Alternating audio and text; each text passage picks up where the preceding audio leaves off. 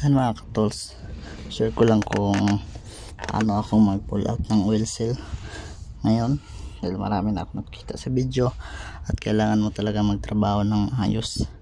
Dahil dito mali yung dati kong ginagawa na sinisinsil ko siya dito para matanggal, dahil natatamaan yung ano niya, housing niya.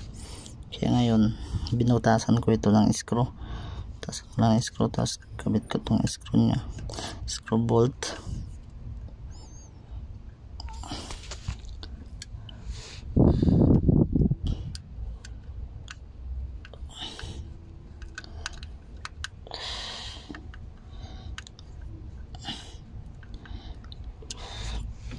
Share ko lang sa inyo. Ganyan mga katools,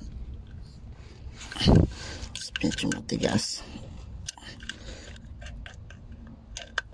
Pasok pa natin lagi.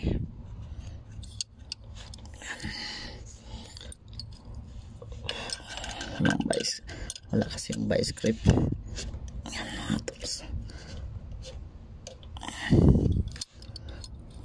lambot lang siya kasi ano lang. Yan lang mga katools, lang yung pag pull out ko. Dati sinisinsil ko ito, ngayon hindi na, ni-screw ko na lang. Ang ganda naman at tama din, maayos yung pagkatanggal niya, hindi yung natatamaan yung mga housing niya mga katools.